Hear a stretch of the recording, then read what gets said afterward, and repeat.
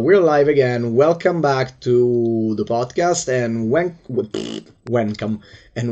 back to Damparo on these screens Hi to everyone. talk a bit more about his world and setting of Nice, the Old Canva. Last time we explored a lot of the basics. Yes. Oops, sorry. The whole wardrobe for a second. Last time we explored most of the basics because we talked about the abyss, we talked about the empire, we talked about the basis of magic, we talked about canvas and or canve. We talked about canve and we talked about in a way we talked about the wayfarers and we talked about the genesis of Nice as a word, but there are still a lot of questions that I had not asked the first time that I'm still curious about, and that I hope we can expand over tonight. And so here we are again, because as we had said last time, there was going to be a part two to this.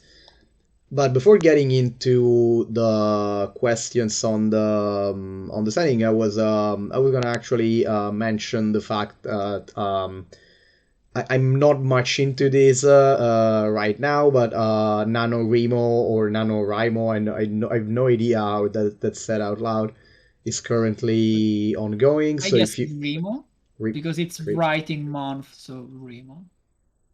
I mean, you could say it's writing Monster Raimo, right, Raimo.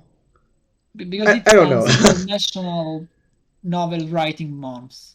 I know. Month. Yeah, funny thing, it's also, of course, yeah, the national part in that, of course. So yeah, It actually becomes very much international since it's very much on the internet. So you're yeah. doing something for that, right?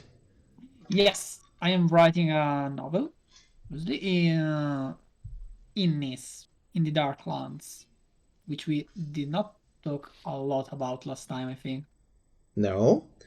I introduced the argument because I didn't. I wanted to. I mean, this is a generic introduction, icebreaker. If you want to talk in general terms about what you're writing right now, or what's been your general experience with these and other writing events or contests or summer camp or World Anvil, all of the that kind of stuff, especially because someone here might not be familiar with World Anvil or NaNoWriMo or all of that. So just Yes, if you I what? I am writing Nice on the Word Anvil site, as we said last time, which is for those that were not here last time, site where you can like build your encyclopedia. Is that a word in encyclopedia, English? yes, just Um, encyclopedia, I think, but won't be a stickler. that thing for your word. Um, so there's two major events on the site that organized by the community, which are the summer camp and the World Amber. The summer camp takes place during summer in July. Is it July? Yeah, it's July. And it consists in answering some given prompts, one per day. Sorry, While the World Amber is in December and of it course. requires to write 10,000 words of word building. Just whatever you want, as long as it is in December. So it just came to my mind about NaNoWriMo. So are you actually trying to write an entire novel, like the novel part over there? What kind of what order of magnitude are we talking about? Okay. So these two events are just word building focused events. Yeah, and there are NaNoWriMo word down instead on Word Anvil. is a novel. So you have to actually write a novel, and the goal is 50,000 words. So But it's it a has to short be novel. finished. It has to be both finished and Oh, that many words no. long. No, I mean, there's the only goal they set is on the word count. Okay. Okay, that's So I interesting. am aiming for a first draft. Okay.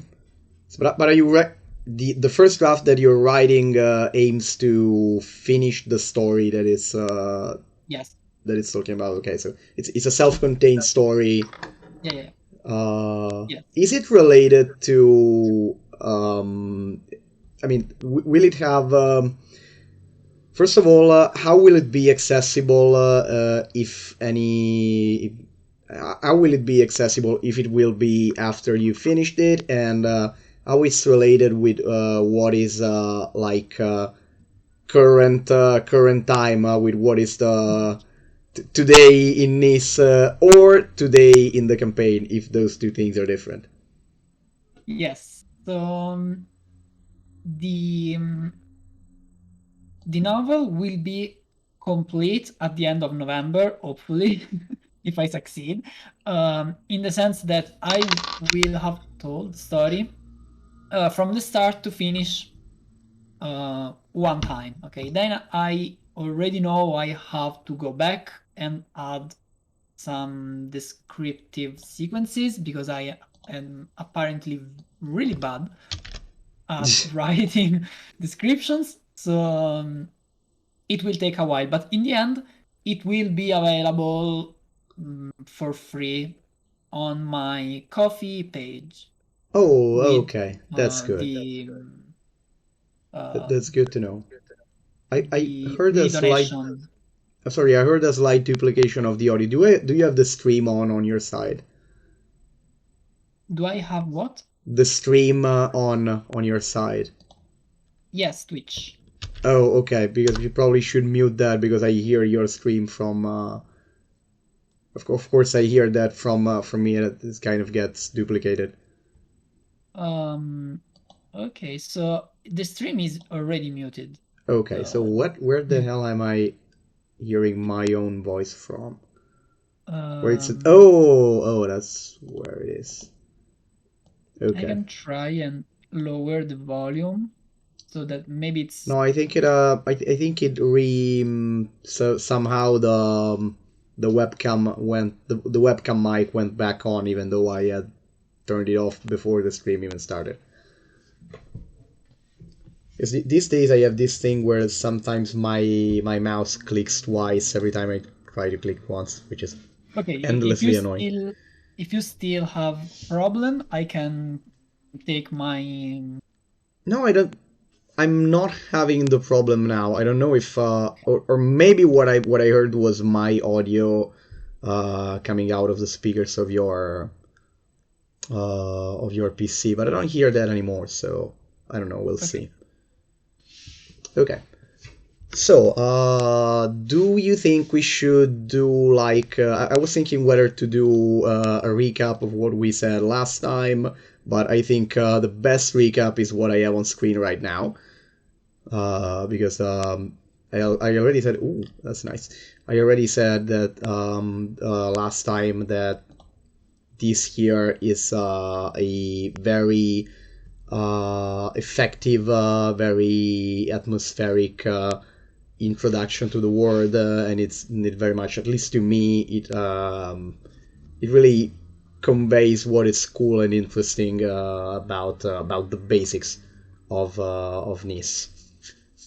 So I don't know if you if you think there's anything that needs to be recapped or reintroduced or mentioned again as basics or fundamentals before we go on. Otherwise, we can just get to the Okay, new I think we can questions. just leave the introduction there and Yeah.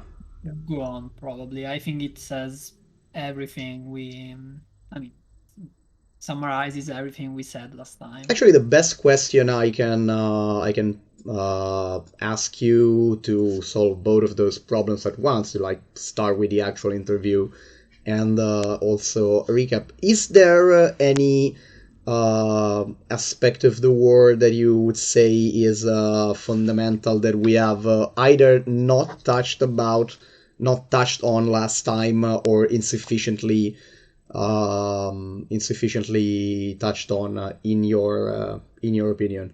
Is there something like this is something important that I would tell in that I would say in explaining what's unique or cool or mattering about the world we just didn't talk about enough last time? I honestly don't really remember all of the things we said last time.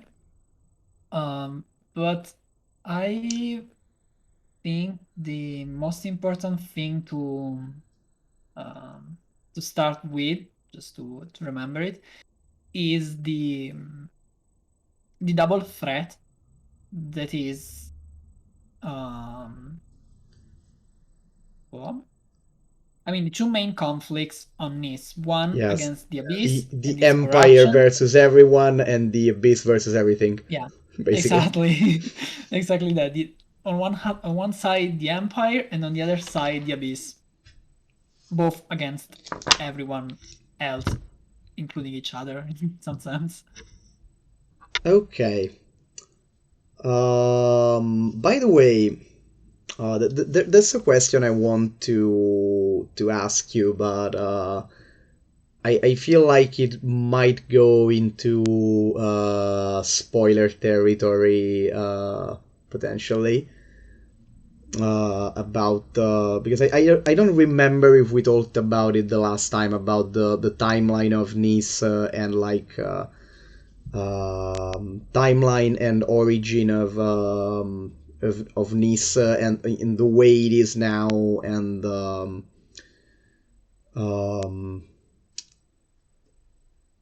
I completely lost my train of thought because I'm trying to imply a question without asking it. It's kind of starting to and it's starting to become awkward. I'll have to like re-ask you this question like privately at one point. Yeah, directly. Yeah, because I don't know. I'm really torn on whether to just ask it here and like potentially or I could ask it cryptically, but let's see. We can. I am curious now. As long as you ask it, it's okay. Okay. No, I wanted to. I wanted because I do remember like years ago talking with you about Nice, the origin of Nice, how Nice came to be what it is, and the ages before the current one. And at the time, at the very least, at the time, probably the name Nice um, wasn't even yet like hadn't even yet become the name of the setting. Probably some concept was still being created, but at the time, the origin, like in the remote past of the world of Nis, was the same origin of the world of Shannara.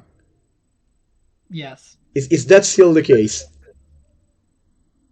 Yes, it is. Okay. That's what I. It's not something that really matters Mm-hmm. inside the setting, but yes, the answer is yes. Because even if you even like at the most remote you get into the past in the actual stories or in the campaign, it's still like what I think it's the second age, the one with the one the automatons are from. No, it's the first It's one. the The first age. second age Okay. is this, it's the Age of Darkness. Okay. Oh yeah, right. Even if you get back to the first stage, it's still after that. Like it's still Yeah, that past I just mentioned. It's even more remote. Okay, so yeah, that's absolutely. do It you is. have any intention of how much do you want to explore um, how the transition from what was before and the universe of the Kanve? Okay, last time you asked a question that I could not answer, and it was if there was something that I did not knew about Nice, right? Oh. And I said that I knew everything, and that's still true. But there is actually something that I do not know the right answer about, and is how many eons away it is that pass that you're referring to. Okay. I love From that we're the keeping not saying it because right now I love this way of framing the questions because it requires to understand what we're talking about and to get a little bit of relative spoiler about Nice, you need to have familiarity with another cool fantasy saga. Yeah. So, but by the way, Uh, the funny thing about that is that the moment, I mean, at the time we first had that conversation, I think Tahausia was still not a Canva of Nice, right? exactly. So at that time, there was no time paradox between our universes, Yeah. between our respective narrative universes, Yes, exactly. because Tahausia. Yeah, because of all that conundrum that we cannot get into here because it will need to explain things. But because yeah, fun fact for everyone, at what there has come to be a situation in which there is a narrative connection between my main narrative universe and Damparo's ones potentially via our respective first campaigns as dungeon masters in D&D, because my campaign acted as sort of a bridge between his campaigns and my words, and due to the fact that Nice was later retconned a certain way without me realizing before it was too late. At this point, there is this very funny time paradox, which is events happening in the convey of Nice lead to events that happen in my stories that eventually should lead to the world that should eventually become Nice. So we created just Ouroboros without even trying. Okay, speaking of other stories, a question that I hadn't asked you last time, I think, and that I really have been wanting to ask for a while is inspirations in Nis, whatever form of media. Right now, we're talking about other stories, other works, and like inspiration in the broadest term possible from I like the general atmosphere of that, or I was inspired by that specific thing from that other thing. Just go on. Okay, so I will try and be straight on this one fast forward because it can become pretty messy and complicated. But at first, when Nice was still not Nice, um, We're talking Land of the the 12th time. yeah, exactly. Um, what prompted me to to actually write was reading first the um, I don't know how it was translated in English. But I think it was. But anyway, Lisha Troisi, the Oh, I don't really know how it was. What is the title might in do a quick English? search. Might do a quick Um, search. yeah, if you can, that would be great because I have my keyboard right now because of It's all. like literally straight up a merged word. Okay. Then I was reading the first trilogy from that saga, and it prompted me to start thinking about my own story because I wanted to tell a story of my own. Um, and that became reality as an actual fantasy world while I was reading Shannara. But at that time, it was a high fantasy, Yes. or standard if you want word. Then it became Nis under the influence of, I would say, 3 different video games. Yeah. um, Somehow I just sort of part of me.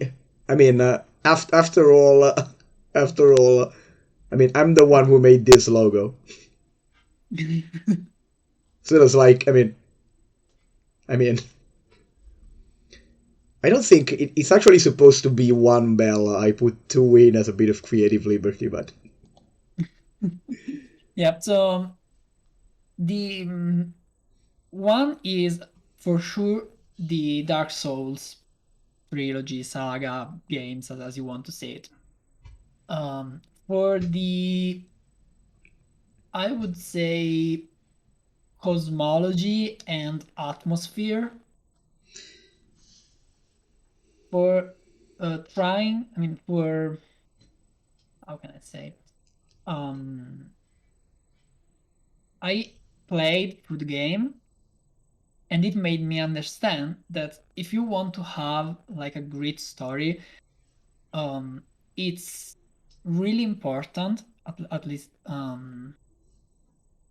I think it is really important, to have a solid cosmology in some sense, some not trivial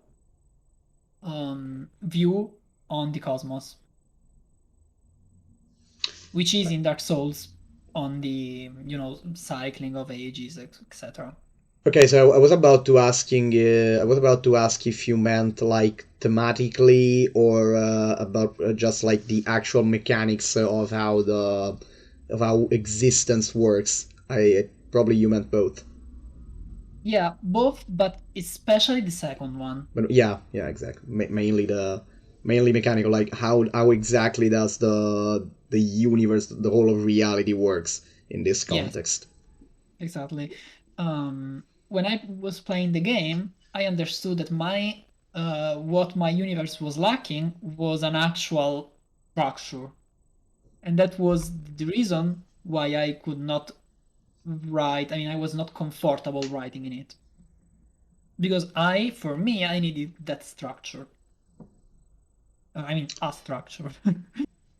um, And you needed to have it to the point of like what actually the world is, what is outside of it, what is beyond it. yeah, Just not like it wasn't enough to have like a continent that is coherently mapped or a planet that it's just a yes, exactly. general Because idea of what's happening. I had that already. I had a Hmm. continent, but it was somehow not enough. Hmm. Um, and that's the first thing. The second game was Thea, The Awakening. It's a not very well known, probably, game, strategic I game. did not catch the title. I'm sorry. What was before the awakening? It's Thea, Oh, Thea. okay, okay. So like goddess in Greek, more Yes, in a way. Okay. or T with an H if you want. Yes, exactly like that. Yeah. Okay. And it is a strategic game inspired by Slavic mythology, let's say, and oh, I guess. that explains a lot. Okay. Yeah, exactly. uh, Oh, it's a really I nice finally game. understanding something. Yeah. It has probably, um, let's say, a Witcher vibe. Uh huh. I mean, we're talking Slavic mythology, so. Yeah, I finally understood something at the very And least. oh yeah, yeah.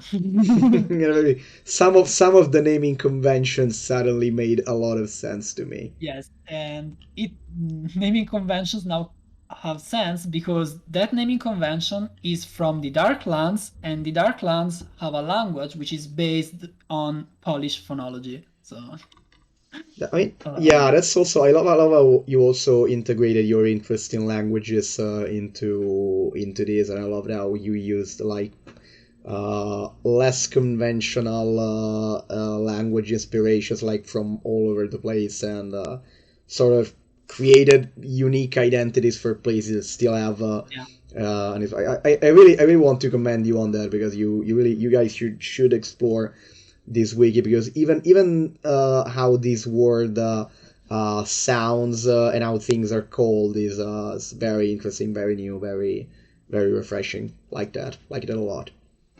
yeah. I proud myself in a quite complex linguistic landscape in this, which I hope makes sense. I mean, it makes to me, so I think it does. But anyway, No more common. um, anyway, so Thea gave me like the setting, or I mean, the idea inspired me to build what the Darklands would be in the end. So what the Darklands are now. Hmm. And but I did not want the whole continent, whole Nice, the whole world to be in that state, especially since it would like pose the conflict and not generate what I was looking for. So I was still missing the general theme, let's say, and that's when the last inspiration comes in, which is the Dishonored saga. Oh, okay. Dishonored is That one, if I thought about it a little bit more, I could have actually figured out. But I'm it's been a little years since the last time you mentioned those games to me.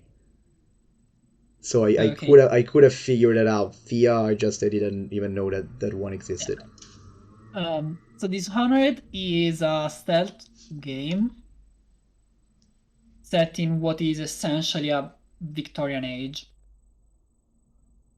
but instead of like um, coal, you have whale oil. I think it was whale oil. Um, but it's just a technology. As long as it concerns technological level, it's Victorian uh, age technology. And that's where the steampunk part of this comes from. Okay, I thought you had something to add about that, but if you're done, I can go to the next questions. That's that's interesting. I, as said before, like one of those inspirations I had. Some of these inspirations I already knew about. Dishonored, I could have figured out if I really put myself to it. About T, of course, that one's very interesting because it caught me completely by surprise because I'm pretty sure today is the first time you mentioned that to me. That's possible. Okay. So I'm going over my notes here to see. Oh, that's a question I didn't ask you last time. Hey, hi Mango Sport. Nice to have you. Oh, hi. We just talked about setting inspiration for Nis. And it was I don't know if you were here where I don't know if you were here where when Dark Souls was mentioned because I would have loved to have your reaction to that. It was sometime before. Also the interesting the funny thing about it that reminds me because Dark Souls a huge part of Dark Souls was born as an homage to Berserk, which is a thing that This is you yeah, okay, yeah, you say that. You say that. okay. I have this curse apparently. Okay, I keep unknowingly um citing, is that a word in English? Unknowingly, yeah. other things, other stories, but in particular Berserker. Yeah, exactly, because that fact of unknowingly referencing other stuff is common to every author that is Yeah, prolific exactly. I enough. mean, Everyone that writes like more than 3 lines, but the fact with Berserk was particularly funny. yeah, okay. I don't know what.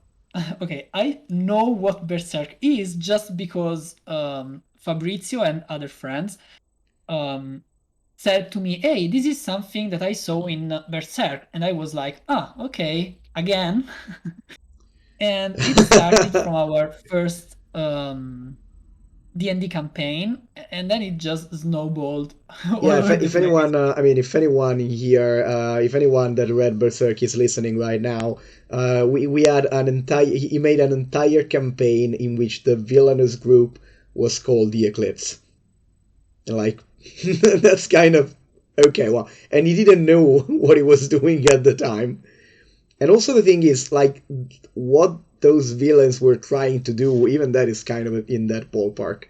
But honestly, I think that I think it's actually simpler.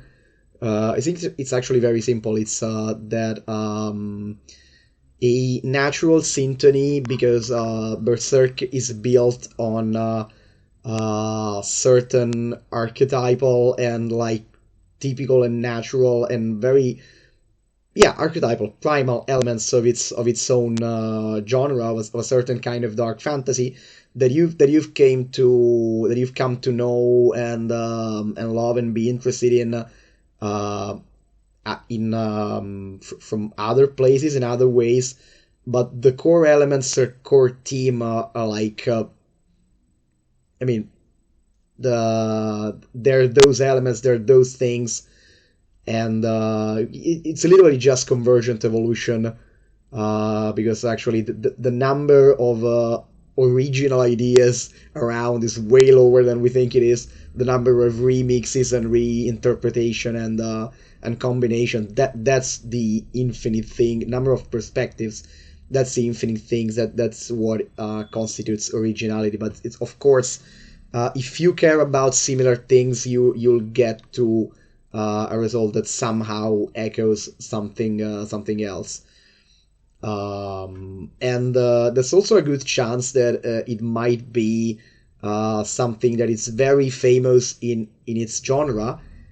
And actually, the more that thing is famous, the more chances you have, if you don't know it, to in my opinion, to write something that resembles it, for the simple fact that if it's very famous, it's probably because it appeals to something that is to elements that are very common and very widespread. It touches chords that a lot of people have, and if you have those chords but don't know that particular piece of work, you are actually, I think, more likely to do something that resembles it without the intention.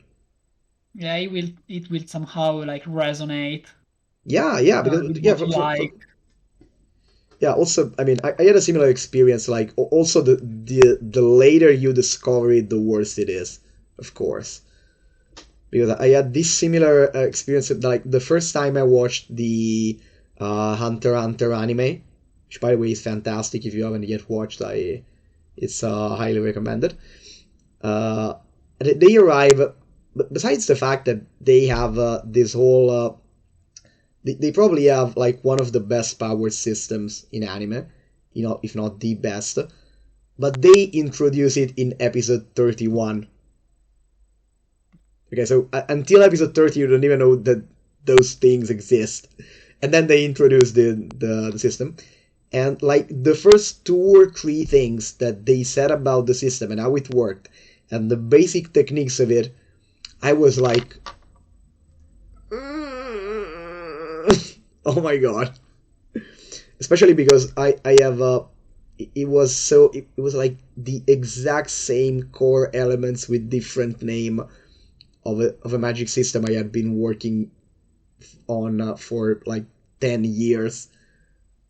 And I just knew I knew the title of the anime since when I was a kid, but I didn't know what it was about, or there it was a power system in that anime until I was like 30 episodes in, and when they started talking about that, and it was so, and some core elements was like, I just like looked at my old notes and I was like, oh no.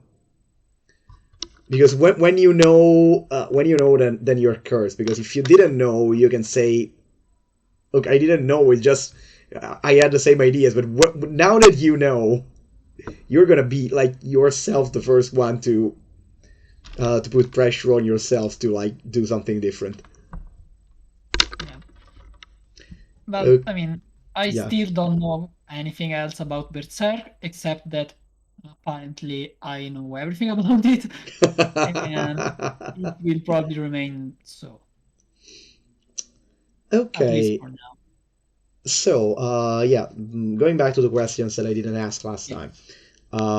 Are you building Nis mainly for your stories, or have you shifted the focus even somewhat to create it as a setting, particularly for tabletop RPGs and for fast?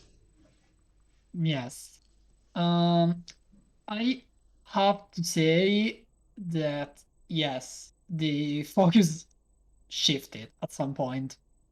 Probably when I decided to put everything on Word Anvil. Um, Like if you had to put it into rough percentages, how much is Nis like the backdrop of your stories, and how much it is a setting, or and specifically an RPG setting right now? at this point, I think that like 80 to 90% of what I've written on the site is just for the role playing part. Okay.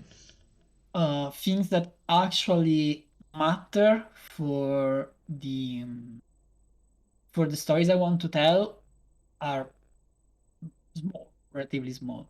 That's not a lot of things. But I guess this is sort of a guess, but I guess that now that I have a lot of areas in Nice that I would have never needed otherwise, if not for the role playing, I can write more on Nice even in those areas because now I know them. How much do the campaigns and the games that you run in Nis influence like what is canon to the world, and world building, and also your stories, whatever form you want them to eventually take? I mean, like you still want to, I don't know, publish novels and books on it? Yeah, so I do want to write and publish novels on Nice, and they will be set in what is the near future respect of what we have on the on Word Anvil, on the wiki, and the years we play in. Okay. However, the current campaign and possibly some others that we will play in the future do influence world building, do influence what happens, and are canon. Okay. Okay, that's interesting. So I like mean, to there what could be extent, like, okay, yes, no, I should not phrase it that way. But a better way to phrase it is like, are there boundaries, without even specifying which ones, but like, are there boundaries in which you would want, or try to keep campaigns into, like, to are there things that you um I think you get what I'm asking, but I'm trying to ask it in the proper way. Like, what's the I don't know. Another way to ask it would be, what's the possibility that a campaign that is currently happening generates some major change or impact with the world that you would not be happy about, or that you would try to like actively prevent, or even that if that happens you would consider non-canon? Okay. Are, Um, all the all that happens during a campaign is, let's say, canon, but with some proper adjustment if needed, mostly on details though. If something really big happens in a campaign, in a role-playing campaign, then I will either decide that that is not canon, but I don't really like this option. like, uh, what if the characters end up killing someone that, like, in your head was the grandpa of the novel protagonist? yeah, That kind of things. that kind of things. Okay, I mean, let me. Or if they, I don't know, if they get mad and start a war against Damparo for whatever I mean, reason. they would die in that case. But Yeah, of let's course. say, okay, so there's when we play, we still um, keep a somewhat, let's say, serious approach. So we are not just doing random things um, like that. I mean, if we want to do that, we do not play Nis, okay? Um, we have other games, other settings to do those kind of things.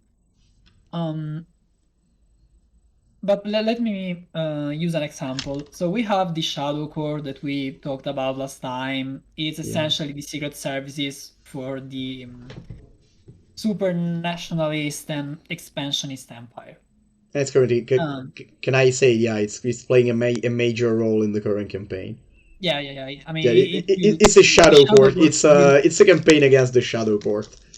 Yeah, okay, but see, yeah, this campaign is particularly focused against the Shadow Court, but the Shadow Court is always present in any campaign. So Of course. anyway, let's say that the group somehow succeeds in like dismantling the whole Shadow Court, okay?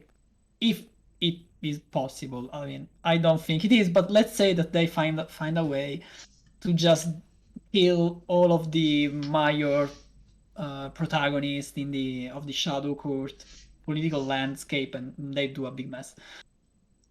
Uh, what I can do in that case is just say, okay, from this point on, I will invent a different canon ending for the campaign, or which is the the way I would take. They destroyed the Shadow Court, but not completely. So the Shadow Court remained in the shadows and recreated itself somehow.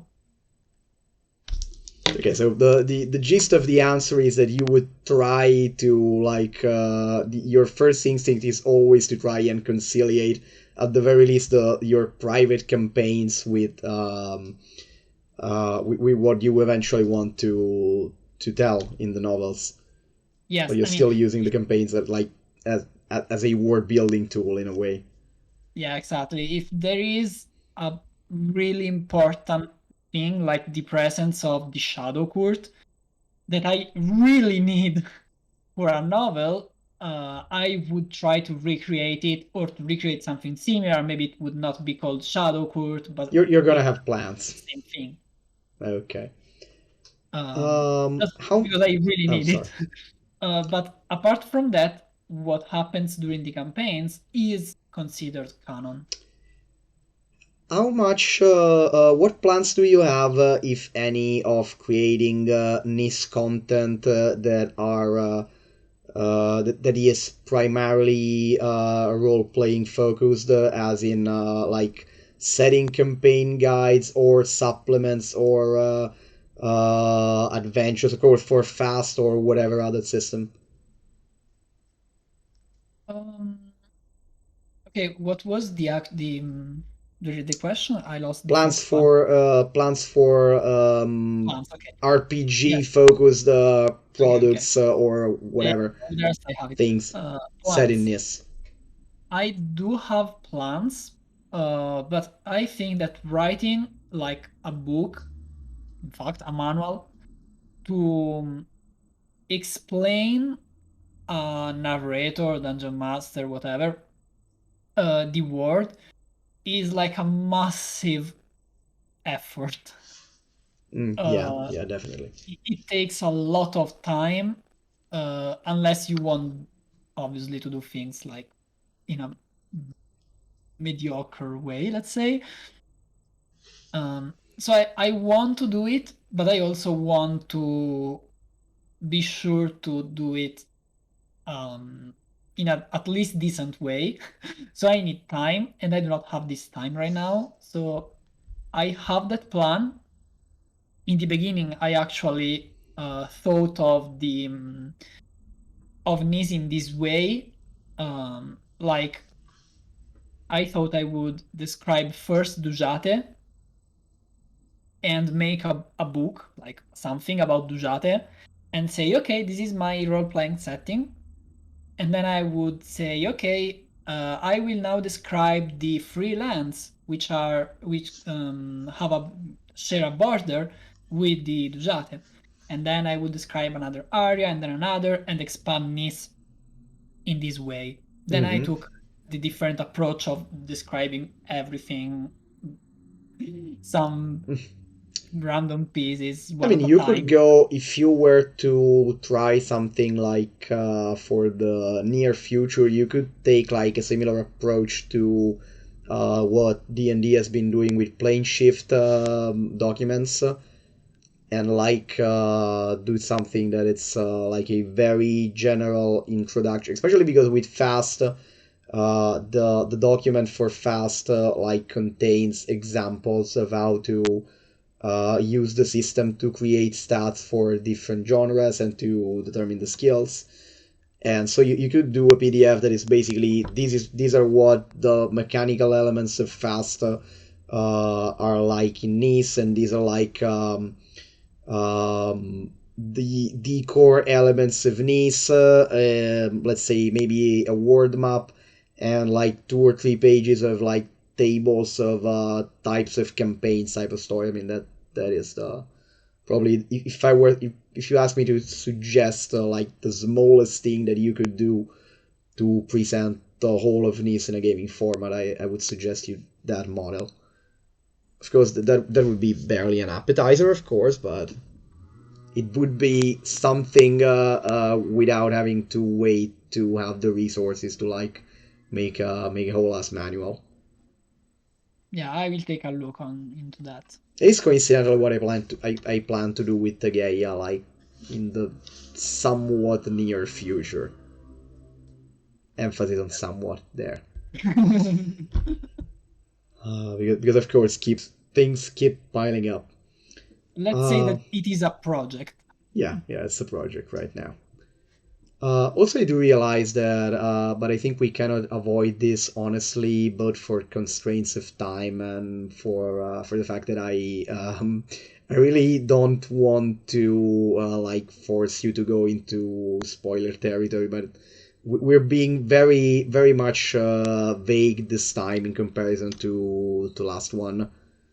Like this is very much a part two that needs part one to understand most of what we're talking about, because we're talking general terms and not specific aspect of the setting. So I think I wanna instead bring for a second the conversation back to a specific aspect of the setting, because I don't think how we talked enough about Damparo last time. I don't think we have. We just said Wiz and But that's how much did we say? Because I don't even know if I actually had asked the question of the relevant questions of did I ask why he's considered somewhat he's somewhat the face. Okay, we have the Archlich and the Moon Goddess, but Damparo is your Twitter handle. I'm calling you Damparo right now. Is the one character that you asked me an actual drawing of, and that we have a, let's say, if I can say so myself, a sort of canon look at the very least for now. So he's very much, if not, it's wrong to say main character as well, but he's very much the face of the setting. So why is that? And also he was there way before Nis. He's one of the first yeah, things that was exactly. there. if I remember correctly, we essentially said that it was the first character I thought of in the beginning, the real beginning, and then I think we shifted and talked about mostly how Nis, I mean, how my world and then Nis changed over time. So I don't think we actually talked a lot about Damparo in particular, Yeah, I don't think we did. I think we did. I would except love for to. saying that it is an important character and it was there from the beginning.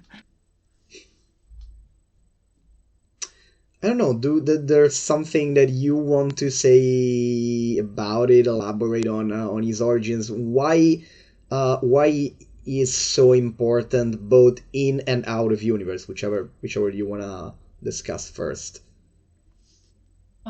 So Damparo is important in universe because he was the hero who killed the archdemon governing, I mean, ruling over Nis during the second era, Oh my god. thus ending the second era, the era of darkness, and um, um, how would you say?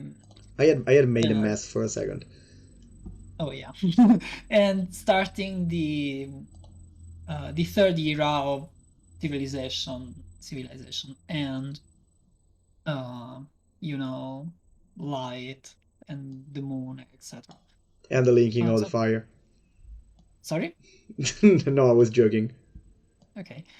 And that's why Damparo is important the in the setting, and it is currently the guardian of the moon goddess. So he stands in a garden, in a really beautiful garden, the Garden of Memories, which is really important place.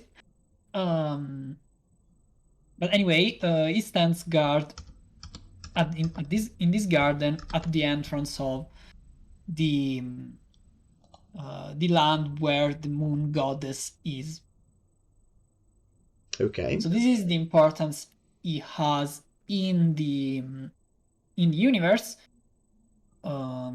without entering into the details that include the moon church, etc. So I think he wasn't like the current incarnation is more powerful than is more. I mean, I don't think the first incarnation was a demigod at the very least when I read about him, Okay, or, no, no, or did he? Oh, I mean, I don't even know if he. Um, I mean, was it already in your plan for like Damparo 1.0 that it would eventually become something of this scale and magnitude? no. Okay, in the beginning, Damparo was just okay. I was like a young boy in my 16, 17 years old, I think. And Damparo was just my alter ego, and it was the protagonist of the story. It was the main character, and it was just a normal adventure. And it would do things and then die a normal person. I mean, a hero probably, but a normal person. In this, so let's say Damparo 2.0, um, it transformed and from just a normal adventurer, hero of its own story, it became let's say in the sequel, essentially a demigod. So yeah, it Uh, was not in the plan in the beginning. do you plan to explore like in writing like the new backstory of Damparo in a way, or rather, yeah, the question that I should ask is he ever going to be like, is the current incarnation of him ever going to be the protagonist of something again? Will we ever see something from his perspective in one way or the other? Okay, in its current form, no, it's is not going to be the protagonist of any I mean, yeah, its story. his current form cannot leave the garden, so Exactly, because or I mean, they say he cannot leave the garden. Okay, which He is does not the answer, I appropriate way think, to. to He this does not question. leave the garden. Yeah, Let's leave exactly. it at that. He's um, really not intentioned to do let's say that. that in the last 2,000 and 100 years, he did Okay. not leave the garden. Okay. And did not give any indication of being interested in doing so. Exactly. So then, okay, it will maybe be a character in a story I want to write, which is the story that I want to write in this, like the important story. Okay. Um, it might be a character in the sense that we could get like one chapter, half a Yeah, that, chapter from his point of view, but it will clearly not be, not even important, I would say. yeah, so of course I was, yeah, of course I meant like, is this version of the, I don't know, are we going to, do you plan to have like, I don't know, a prequel story of sort that, in which he can be like are we going to get some, do you plan on writing something of, pre demigod Damparo of this version? Which Yeah, I don't so even know. I lost count. Which is this one? Like it's his third iteration for how many Damparos are between? it's essentially the first one you knew and this one. Okay, There's nothing in between because there was just world building. okay, So yeah, of course, because at one point you decided to yeah. get it back, and at this So point it became I something was different. I I had a was similar evolution, conflicted. by the way. Sorry? No, I had a similar. Maybe it will come out when we talk about the Gaia, but I had a similar evolution of, Yeah. like at a certain age, like putting myself in, as, protagonist, of course, and, flash forward to today, and I still do that in certain ways, but, also, I switched to putting myself in as a advisory NPC. Yeah, exactly. But anyway, to come back to your question, I was a little bit conflicted about what story to write, what novel write in NaNoWriMo this month. And in the end, I settled with with a story set in the Darklands, about a mysterious artifact and a shadow cult agent. More on this later if you want to. Whenever you But I want. was conflicted because there were other two or three really interesting possibilities, and one was writing Damparo's story, so the end of the Second Era. But I felt like that Damparo's story is a little bit more difficult to narrate successfully, and I want to have more experience, Because which I have. this version of it is so much, more mythical than the rest of the stories that are told in Nis right now. I mean Yes, that's an it. hypothesis.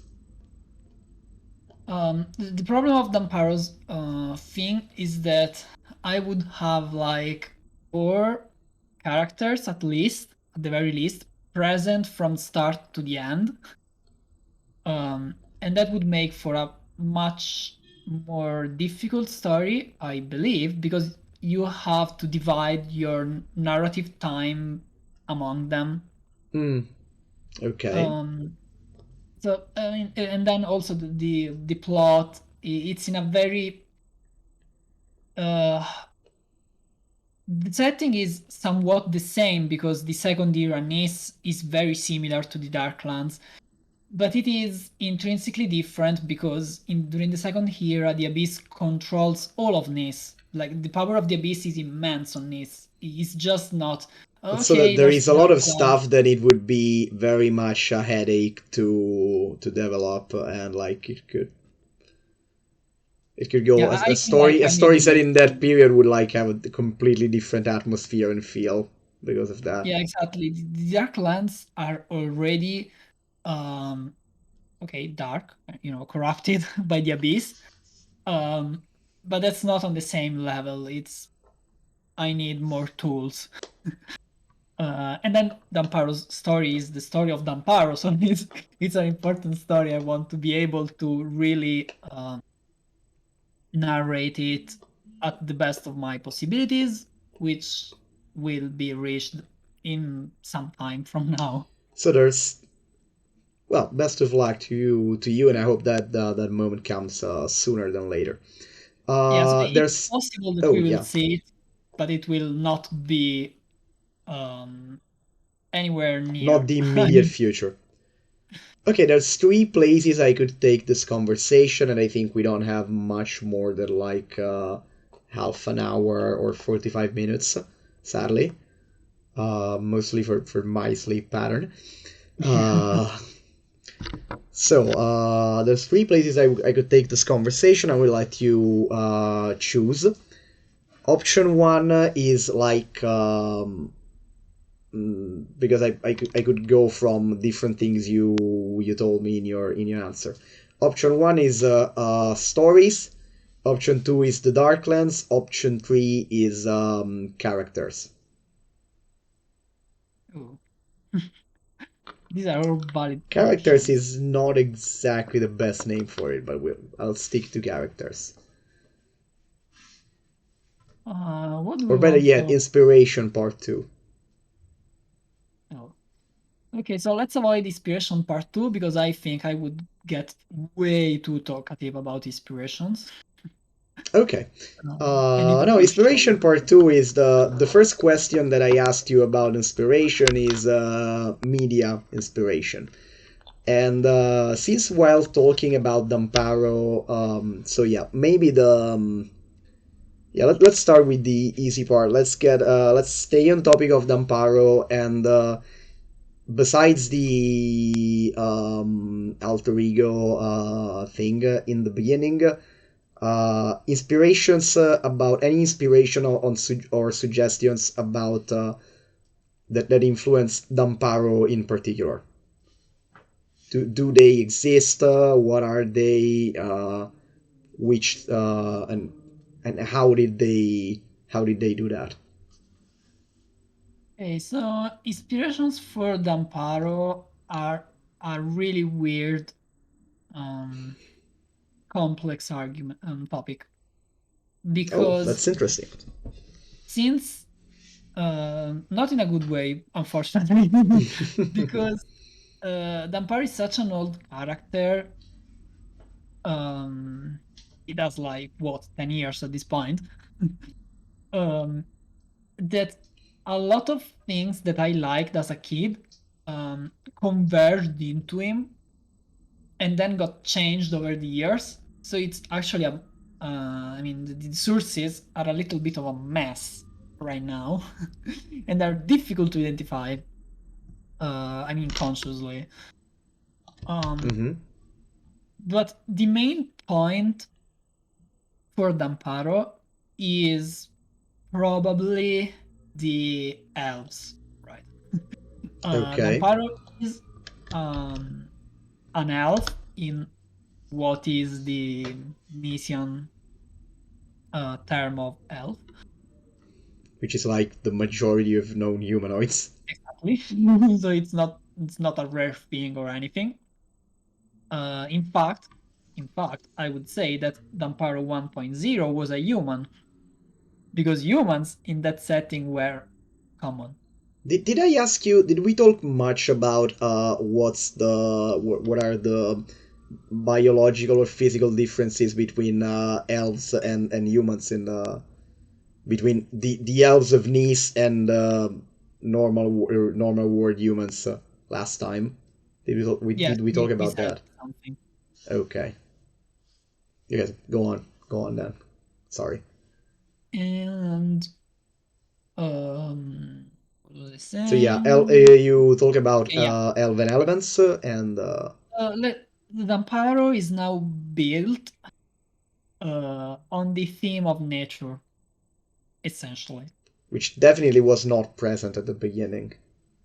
Yeah, it was definitely not present. If you look at it, at the drawing you did, um, it should be, I hope, evident from especially from the equipment, the armor. I mean, I I mean, hope too. yeah, exactly. It should like say elf everywhere. I hope to. I mean, it does not. Okay, to me, the yeah elf comes up for the shape that I gave to the face and of course the ears. But also the main thing that I was thinking about this is like in a way the 5e paladin of the ancients, Yeah, which okay, is exactly. also the build you used for the character that was basically Damparo but not Damparo in our Tegeia adventures. Yeah. We used that already. Yes. Um, in D&D terms, it would be a paladin of the. Except this version of Damparo was is more heavily armored than the But yeah. character that you played. That you went all in on the dexterity aspect. So,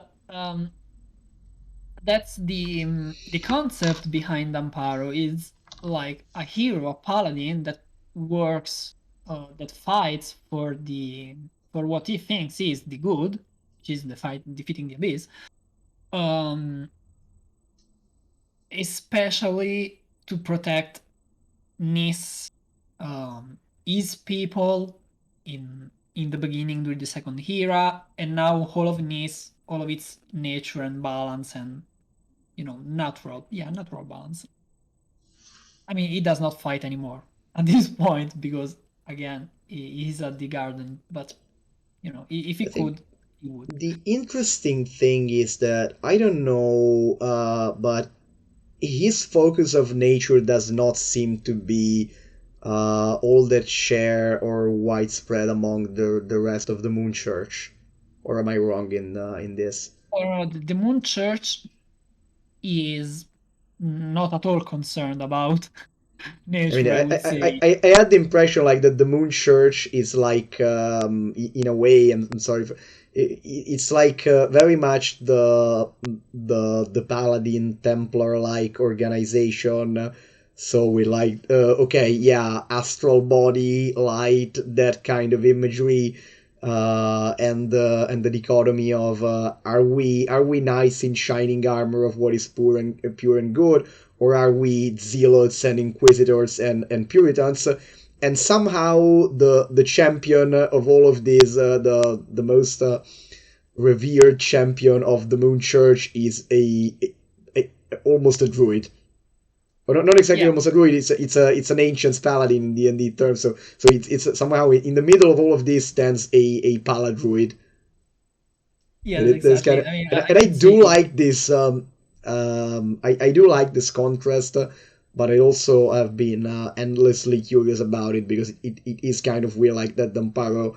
So sort of, I don't know if it is that Damparo didn't get the memo about like the dress code of the rest of the church, or the church. That's it, um, an interesting relationship there. Yes, because the point is that Damparo is an elf, and the okay, geography is a little bit of a problem here when we try to define where Damparo was native to, um, because he knew. I mean, he didn't study geography because there was no school back in the second era, so he had no idea of how the land was. It did not have an overall an overview on it, but tending from its description of the journey did, and the reconstruction scholars did using modern maps, obviously. Damparo was native to the elven forests that are far from in the west. Yes, in the west of Dujate, so west from the Moon Church. And this somewhat explains to people, at least, why Damparo is so concerned with nature and his garden, and why he does not live, all of these things, and why is somewhat different. I mean, his aim is different from the Moon Church, because the Moon Church instead developed in Dujate, even during the Second Era already, with the myth of Elise and Elec, which are the first priestess. I mean, Okay. Okay, you understood, I hope. Yeah. Priestesses, yeah, that's the name. Yeah. Okay, so I'm Okay. trying We're to good. rephrase everything because I'm completely lost. We're good. Okay, so the moon goddess bestowed magic upon the Elec, whatever was her name, nobody knows, and made her the first priestess of the moon. This happened in Dujate, which was already let's say a civilized place. Already in the Second Era, there was already a city, I mean a village, but a sedentary village, something that was there and was not moving. Settlement. While Damparo was in a nomadic tribe in the forest, they were just wandering, and it was a different atmosphere. So Speaking of this Damparo and explains inspirations, for I'm sorry, I never asked in all of this time what's the name, if there is some logic or inspiration or particular reference or intention behind the name. no, there's not. I mean, Yeah, except because for the first half of the name, if you want, but okay, that, but that's yeah, I also because um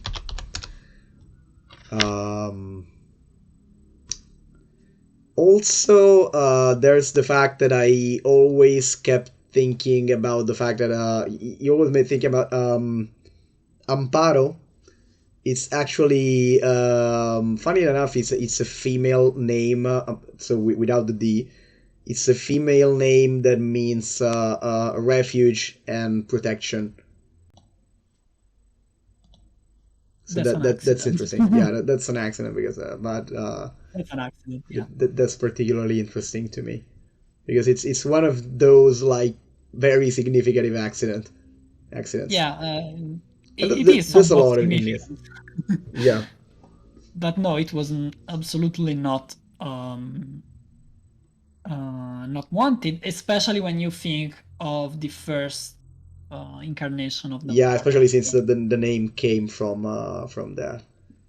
You could end up you could end up if you think about it about this you could end too many D's. You could end up reading his name as protector, which is kind of interesting, but very much Yeah, not intentional. yeah, that's Uh, not. that's cool. So going on, since we are on the rabbit hole of inspiration, and we already touched on many of those like twice. What about real life events? What about real life inspiration in Nice, especially both past and current incarnation? Of course, I'm not asking you to name names or even to like describe events in detail. Just talking about how much were like how much did stuff or people from real life influenced Nice back then, and how much does it happen now? The first Nice, I mean, when it was not Nice, I would likely just pick a person I knew and threw it into my story, making them a character. maybe modeling the name of the character on the person's name, but not necessarily, and call it a day. um, as for the events, they were more. They were like, I Uh, mean, their characterization was like not even that. I mean, you weren't trying to make them into characters. Like, okay, this guy has a similar name and more like the face, and probably one or two traits or demeanors, but I'm like taking in a completely different direction. Or were you trying to like, okay, this is the fantasy version of that guy from my classroom, for example. yeah, more this last thing you said. Okay. It was more like, okay, I take this So person I okay, no, know. sorry. This is the actual good version of the question. Were you using those real people like as basically actors cast in the role, or were you trying to turn them into characters? Okay. Um, No, I think I'm okay, not completely sure I understand, but what I was doing was essentially picking a person and say, okay, I have a character which has this physical aspect here and more or less this behavior here as I understand my friend. okay, okay. So a bit more of the And second, yeah. In both versions of the question, more of the second one. Okay. yeah, then I maybe changed it a little because I needed some more particular Of character, course, but of course. that was more or less that. Um, Now it is a lot different because I hopefully grew up out of this habit of not inventing characters. So I now think I'm able to actually create from scratch a character on my own, maybe. Um, so now I tend more to um, look at something in the real world and say, okay, I want a fantasy version of this, in the sense that this will loosely be um, in my book. That it is a starting point, basically, not you're not Yeah, just redesigning that. exactly. It's okay. My main problem with building characters, but not only characters. I mean, now we are talking about characters, but this same thing goes for locations, places, um, Events to a degree, events to a minor degree. minor degree, Because yeah. my problem is with physical descriptions. Okay, Hmm. uh, I just I don't know how people are. I just can't describe anything. I mean, you know it That's because drastic. you drew Damparo, but I mean, you asked me questions like how he's Damparo in this aspect, and I was like, I don't know. It's in some way do your stuff. Yeah, Practice. this is really this really shows some difference because I on the other end always had a very visual imagination, and I was like, it's honestly it's the reason I even ever got interested in drawing. Like one of my earliest traumas, air quotes, was discovering how me and my sisters used to. Uh, we would read the same book and then picture the same character like completely differently because it wasn't everything that wasn't like straight up described, and sometimes I think sometimes I don't know if sometimes they even contradicted in their head canon the description, which was something that drove me even more insane. But the fact that like at one point there was a little something that frightened me, like the fact that for some reason it was very important to me that like people that when I was the fact is, long story short, I got into the visual aspect of storytelling because as a kid I couldn't stand the fact that I would imagine something, try to communicate it to someone else, and then the picture in that someone else's mind was so completely out of line with what I meant. So the fact that I could, I don't know, imagine a character that was blonde, and for me it wasn't, because my imagination has always been visual. For me, it was important that that guy was blonde, because if it wasn't blonde, it wasn't that character, and I would talk about this character without describing him in detail. And in my head, I didn't need to say it was blonde, but in the head of my listener, it was, I don't know, he had black hair, and then I would come to realize it, and that would like irk me to no end. So that's why I got that's why I ever got into drawing. And instead, of course, you never had that problem apparently. Yeah, exactly. But I still, I mean, I am writing this novel now, and the main character is called Zainsti, and this poor lady, um, I am really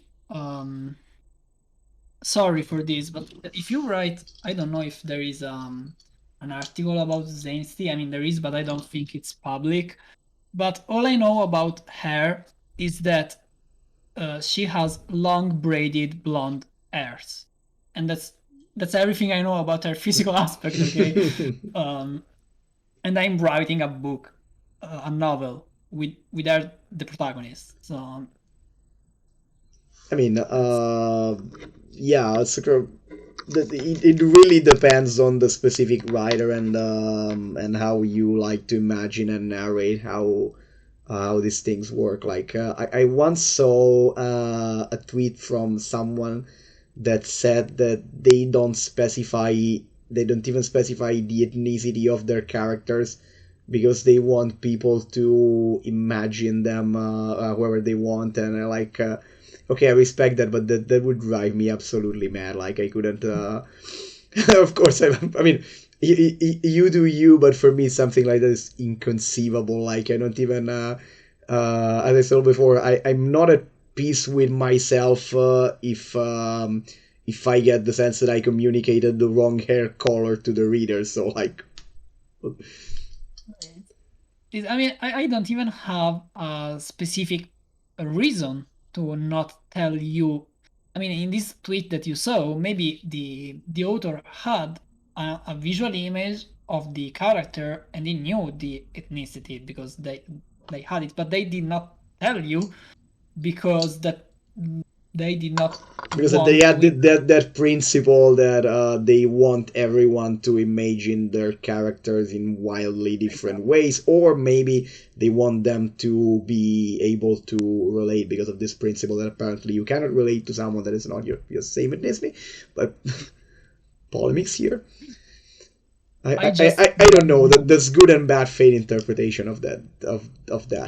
And Eileen, I mean, I'm sure they meant the good one, but they had a reason, definitely. They definitely had one. Yeah, yeah. But I just don't know instead. It's what color were her eyes? I don't know. I can write.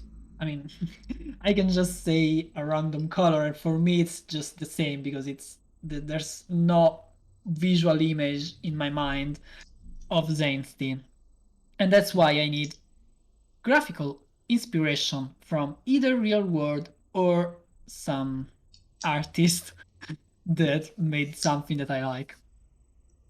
Okay. Let me go over my notes once more. Okay, and I think okay, there's a couple of questions that I had left. Questions on specifics of the Darklands would get us into an endless rabbit hole. That's Um, it's another question I have on. Okay, that's a question that is specifically. There's one more question about Nice, and then maybe, depending on how long the answer is, one at least one question about, let's say, outside of Nice, but is also okay. related. The question about Nice is, what are your favorite kind of, I mean, genre wise, and atmosphere wise? What are your favorite kinds of campaigns to run in Nice, and what are your favorite stories to tell in it, and how much do they differ? Like, what is it in a story that makes you say, okay, no, this I'm gonna run it as an adventure, and this I'm gonna write it? Okay. So for me, there's not a lot of difference in the process. Like for a story, or I mean, either for a story or for an adventure, I would start from the conflict, probably, right? I mean, usually I start from the beginning, from the conflict. Um, and then I would develop first the characters or the world building I need, at least in my head, and then I would. I mean, until now I did not write anything, so at that point I had the the basis for an adventure, for a role playing adventure. Um, I would say that a good adventure becomes um, a novel, or I mean, a story to write for me, if I have a more general understanding of the plot, and in particular, if there is one finale that I want for that story, that I really want, that I like. Uh, this Okay. is it can't be, but in this way. Like when there is basically your main criteria is that if you come up with a specific event and dynamic for it to play it out, then you're going to make a story about that because you want that kind of control. Yeah, exactly. Just to Okay. make a quick example, I have an adventure ready, which Mm-hmm. is called The King's Island. Okay. Um, there is this island, and on this island there is a sleeping demon king. The myth Okay. says it's there, and then there is a guy which one morning said, "Okay, I am the king of this island," and you can see the conflict, I guess. Okay. The demons awakens, and lo and behold, he wants to be the only king on the island. That's kind of like what the fuck did you just say? So exactly. So the adventure is the adventurer um, that have to decide who they want to side with, essentially, if Mm-hmm. any. And for that story, I don't really need any particular outcome. I mean, the players could do just Yeah, I, as I can they. see that how you can be content with an open finale on that kind of story. Because Uh, whatever comes out of that, it might be an element that then you could use in a story that you want to actually yeah. dynamically tell. That's a good criteria. Also, are there any like distinctions like genre wise or like stuff like I don't know if I come up with an intrigue or like something about military conflict, I prefer to write instead if I want to talk if I want to make an heroic quest or an horror story, I prefer to run it, or the opposite. Like this kind of distinctions, or do they exist? Do you have tendencies or not? I don't think I really make a difference on that. But again, I'm just writing the first novel, so I probably don't have enough experience So you probably to. have a more definite answer to this Yeah, question going let's say forward. that right now I don't have an answer, but this could change in the near future. Okay, good. Uh, I don't know because I might have asked you this thing last time, and I don't think I did. But if I did and you remember it, correct me.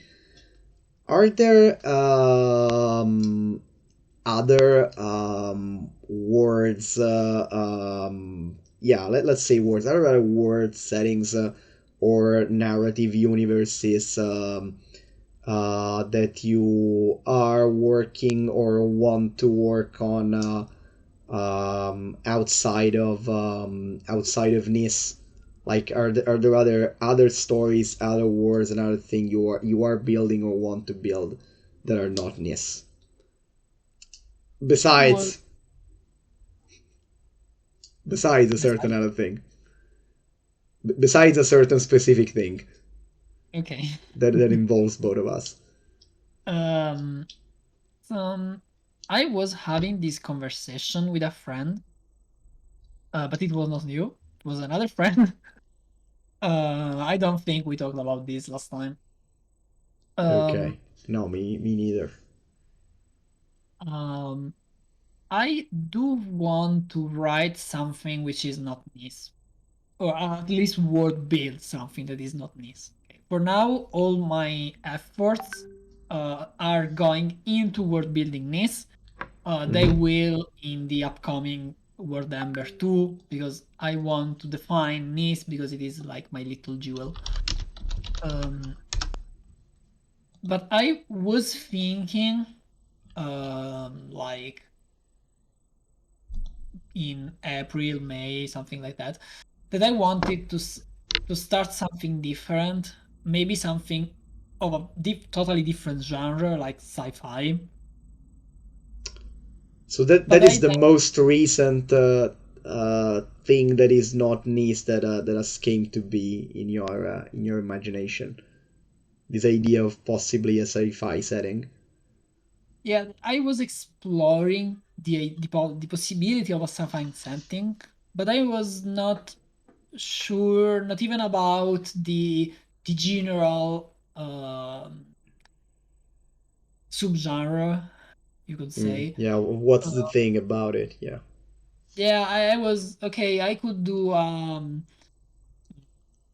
cool, let's say, post-apocalyptic thing in which some people are on a, I don't know, semi-destroyed planet, living underground or something, or I could do a more galactic empires kind of stuff. I just didn't know, and then I said, okay, Yeah. I have to. One day I'll know. One day it'll click.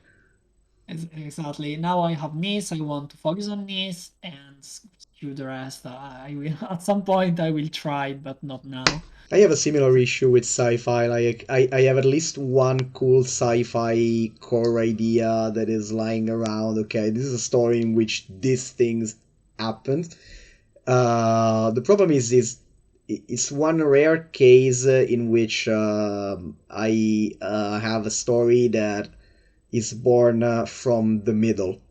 So I have Oh, instead in other cases I have a lot of stories that are born from the beginning or the end, or like are born from one circumstance that like from one suggestion that like brings the very naturally generates a beginning or an end. In this case, I have a middle that I kind of think it's very solid, very interesting, but I have no idea of what the beginning is and what the end game is for any of this. And so I'm stuck because I really want to write the story in which, okay, there's this kind of situation and the protagonists are these guys and they journey around the cosmos in this way, which I think is cool, but I have no idea why the fuck they're doing it. So and also more than that, like I actually have the idea, like, okay, this is the first thing that happens, but I don't know why. And I don't know what that will lead to. So but in those cases what I do is I just I write it down, leave it there, and like at one point there's gonna be most of my stories are born out of I have an idea, I can do anything with it, so I write it down and put it away, and like 6 months later there comes another idea that is like on its own without any context, and somehow I just let it mix up with some of the other unfinished ones, and like two or three click together and something comes out. So yeah. yeah, I don't know. for now, for me, Nice is vast enough that I Definitely, it's definitely can vast. actually write in different subgenre of fantasy, because I can have, okay, the Darklands, dark fantasy, But we can also have or pirates.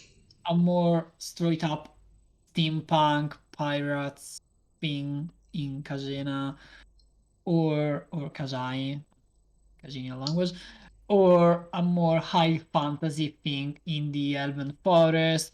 Or I mean, I can Or we can actually, have plane hopping with the Wayfarers and yeah, that kind of exactly. multiversal I can thing. explore Yeah, that's a different. lot of that. That's a big playground, and I really wish to see one day some sort of like setting guide to this. I would love that. Yeah, the Uh, next thing I think should be the Desert Kingdom, because I oh, really liked it, and it's definitely an interesting setting that I want to explore. I really envy your focus. I've gotta say, in general. In general, that's something I'm really liking. Or at the very least, I mean, like I am when I'm working on something, I am hyper focused, but there's a lot of rapid shifts of like one thing to the next. I mean, that's where the crustacean people live, if you Oh, remember oh that. yeah, yeah. I did one of those. I played one of those. That was I don't remember the name anymore. Where did It the was, Migo? No, or are the Migo or yeah, it something was something. Igor. Also, aren't the isn't Migo a Lovecraftian or partially Lovecraftian? Okay, yeah. Yeah. 'Cause I do remember playing this character that has like a lot of mobile mouth appendages and so one thing that my character, for people who are watching, one thing that my character did in that campaign was at one point we came across this weird honey beehive that was partially corrupted, but part of it was still edible. So the bees were dead, but apparently the beehive, the honeycomb itself wasn't tainted or toxic. So, given that my characters had a lot of mouth appendages that could move, even though my arms were occupied, what I did was I took the honeycomb, I stuck it on like the side of my neck, and my characters would like munch from it while he was walking and using tools with it. Just did it just for the lols, but that Yeah. was the moment I really liked that particular humanoid race because I just stick something on my shoulder and munch it while I walked around. That was very fun. Even though, yeah, I don't think I think it's gonna be a long time before I get as hyped as a player as I was when I was playing Landeval, Yeah. especially at the end. I don't know when I'll get to become a shape shifting crocodile bird demigod next time. Yeah, I mean, it's not likely you will be there. Yeah, but also that character was very cool to play, even like in base form to me. So that thing about I mean this with this particular approach to magic and the fact that you have to make like weaker character but with less like restriction of already established class role is very interesting to as a way to experiment. Like the last three characters that I did were completely different from each other, but each had some very weird, very interesting gimmick to me. Where they were a blast to play, and in general, it is a blast to be around. Be around. Needs to read about it, play in it, and talk with you about it. So I hoped you had fun talking about it as much as I had. But I mean, we know how it is. We're word builders. Like having questions asked about our words is like the best thing that can happen to us. Yeah, yeah, I like answering questions about Nice. I always feel like I have this conflict of saying, I mean, answering, because that's polite, and because I want to share what I am building, but But I also also want to have keep to information because spoilers. exactly. I have to hold back because all of this word, all of these stories, all of my articles are written, or I mean, I want that they are written, leaving more questions than before.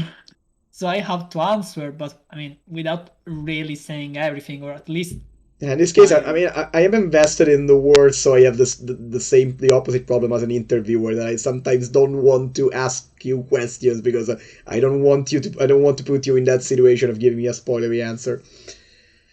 Okay, so I don't know about you. Kind of exhausted right now at least of talking in the stream format. So I think I'm at least cutting myself short and basically I have exhausted any questions that I could ask you without getting into spoiler territory or talking about something else that is not even this at this point. yeah, or opening the Darklands jar. Yeah, I don't know. I mean, if you want to, if you want to like one day, but it's not gonna be like before the second half of November, do a part 3. I can we can talk about that, and also I can come up with more questions. But I mean, whenever it is, if you want to do a part 3 on another niche podcast, I'm open to that idea, but it's not gonna be earlier than like the second half of November because Yeah. that's a lot too. Next thing we have to do is invite you over to my channel to talk about your world. So I'm really looking forward to that. I'm really looking forward to the questions. That's gonna be interesting because in the case of Tegeia, the percentage of things that I don't know exactly is much higher than yours about this. yeah, it will be So that's gonna be fun, and I hope we can do. Sadly, we cannot do definite. We cannot start calling dates right now, but I hope it's gonna be soon. I hope it's gonna yeah. be soon. And the last thing I'm gonna do is first of all thanking you again and again for your presence tonight. The last thing I'm gonna do is and I said it 3 times now, is linking to your Twitch channel. Yeah, And it's Twitch slash I mean twitch.tv slash whoops. Damparo plays. Sorry, what I was trying to do here was open a new window. Okay, thank you very much. So I'm linked into the Twitch channel and to the Twitter page. And after that, we're saying goodbye and good night. If I can find you, by the way, right now. Okay. Yeah, I think Weird actually all stuff my was links happening. are on my Word Anvil page, I think. Yeah, they should be there, but They should be also there. uh, I can also here it says you have I don't know if this is it is like me, it's the old schedule that is still running because I don't Ooh, know, do that's you have a weird. stream in 3 days? I am not streaming right now, so Okay, so it's the old schedule. it should have been disabled actually, but okay, Okay, but it's I still currently see still it. running. Okay. So here's the Twitch channel, and of course you can find it in my page. It's the host. It's one of my hosted channel, which sometimes leads to interesting chain hosting to that end up in Sable Aradia's channel. Yeah. And also you're gonna of course find him on there is Word Anvil, there's Damparo. I linked you both of those, and as of course Twitter and where is it? Okay, if I go back to here, okay, yeah, the other page that should link to everything else, I guess. Yeah, Does it? should Does be it at there. least link to Twitter? Yes. Okay, so I'm linking you the other page, and after that I'm saying goodbye to everyone, good night to you, and cutting myself short because I always need to do that, because otherwise we know how that ends. Yeah. If you have any closing statements, I'll let you do I the have honors. nothing. Okay. That has been Thanks everyone part for two. being here. That has been part two of our journey to Nice. Maybe we'll have a part three one day. I hope so. And next time we'll announce you as soon as we know when we're doing the mirrored version of this interview on Damparo's channel. Good night to everyone. Love having you around. This is Fabrizio and Damparo signing out in 3, 2, 1.